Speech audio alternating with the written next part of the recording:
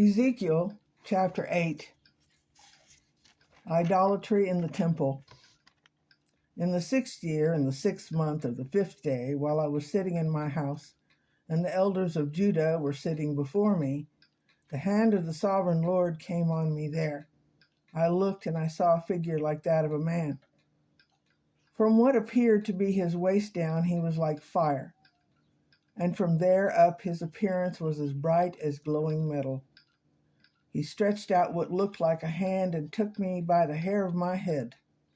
The Spirit lifted me up between earth and heaven, and in visions of God he took me to Jerusalem, to the entire of the north gate of the inner court, where the idols that provoked to jealousy stood, and there before me was the glory of the God of Israel, as in the vision I had seen in the plain.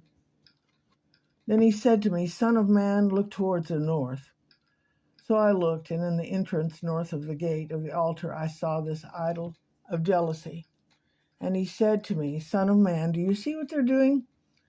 The utterly detestable things the Israelites are doing here, things that will drive me far from my sanctuary. But you will see things that are even more detestable.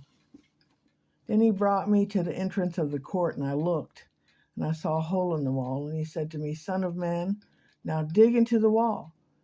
So I dug into the wall and saw a doorway there. And he said to me, Go in and see the wicked and detestable things they are doing here. And so I went in and looked, and I saw portrayed all over the walls all kinds of crawling things and unclean animals and all the idols of Israel. And in front of them stood 70 elders of Israel, and Jaazaniah, son of Shaphan, was standing among them. Each had a censer in his hand, and a fragrant cloud of incense was rising. And he said to me, Son of man, have you seen what the elders of Israel are doing in the darkness, each at the shrine of his own idol? And they said, The Lord does not see us. The Lord has forsaken the land. Again he said, You will see them doing these things that are even more detestable. So he brought me to the entrance of the north gate of the house of the Lord, and I saw women sitting there mourning the god Tammuz. And he said to me, Do you see this, son of man? You will see things that are even more detestable than this. He then brought me to the inner court of the house of the Lord. And there at the entrance of the temple, between the portico and the altar, were about 25 men, with their backs towards the temple of the Lord and their faces towards the east. And they were bowing down to the sun in the east. He said to me, Have you seen this, son of man? It is a trivial matter for the people of Judah to do the detestable things they are doing here. Must they also fill the land with violence and continually arouse my anger? Look at them putting the branch to their nose.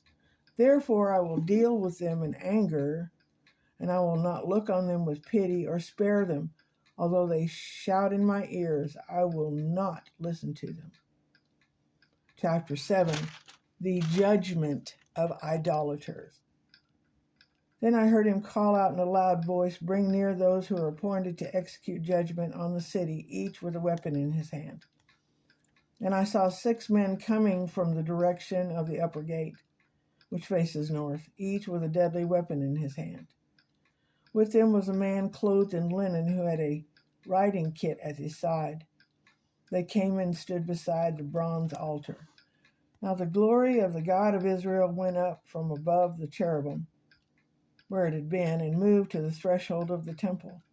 Then the Lord called to the man clothed in linen, who had the writing kit at his side, and said to him, Go throughout the city of Jerusalem and put a mark on the foreheads of those who grieve and lament over all these detestable things that are done in it. And as I listened, he said to the others, Follow him through the city and kill, without showing pity or compassion. Slaughter the old men, the young men and women, the mothers and children, but do not touch anyone who has the mark. Begin at my sanctuary. And so they begin with the old men who are in front of the temple. And then he said to them, Defile the temple and fill the courts with the slain. Go, So they went out and began killing throughout the city. While they were killing and I was left alone, I fell face down crying out, "Alas, sovereign Lord, are you going to destroy the entire remnant of Israel in this outpouring of your wrath on Jerusalem?" And he answered me, "The sin of the people of Israel and Judah is exceedingly great. The land is full of bloodshed, and the city is full of injustice. They say, 'The Lord has forsaken the land, the Lord does not see.' So I will not look on them with pity or spare them, but I will bring down on their heads what they have done." And then the man in linen with the writing kit at his side brought back word saying, "I have done as you commanded." This is not only just in the past and just for Judah and Israel. It's also for us today. Supposedly, according to some teachers, we're, descendants of Judah, the kingdom that was lost first. For me, it's neither here nor there. The book is the only thing that's important. The Word of God is the only thing that's important. And if He shows you warnings and what will happen when you continue in your idolatries and witchcrafts and other things, He will lose His patience. He will show His glory. So I pray that everyone out there is being safe, praying faithfully, and holding on to Jesus Christ, for the days grow even darker. Have a blessed day.